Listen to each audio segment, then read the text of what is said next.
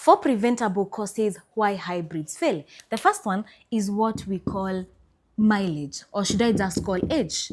That is because a battery pack, a hybrid battery pack, comes with a lifespan of around 10 years. So if you want to have a longer life with your battery pack or with your hybrid car, at least go for a car that has a lower mileage. I know I did a video highlighting that you should consider importing a car that's 100,000 kilometers and above.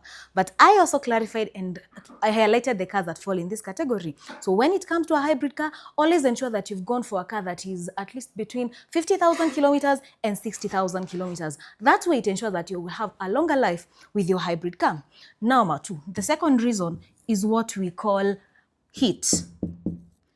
When the car is in motion or when the car is operating, the battery pack produces a lot of heat. Now, we need to have an effective cooling system ensuring that the battery pack is well cooled and heat is not retained. And that is why I've done this illustration over here. This is a hybrid car, and I know a hybrid car doesn't look anything close to this, but here is you as the driver, here are the passengers, and then over here on the rear seat, we've got the vents and the fan that is responsible for cooling the battery pack. Let me just write BP. And on this other side, we have the normal ICE, or the internal combustion engine. So these vents over here, they've got a fan, which the whole responsibility is to suck in cold air, cooling the battery pack. But now when you take at this location, let's say for instance, you and your family are going on a long distance. The trunk is full of goods or full of luggage. And then now over here, you've added more luggage on this rear seat. What has happened is that you've effectively clogged up the vents. When you clog up the vents, then it simply means that you have restricted effective cooling. Effective cooling, eventually your battery pack will fail. Other times, the vents are usually on the rear side. Now, we have this habit of always ensuring that the rear part is covered by a mat.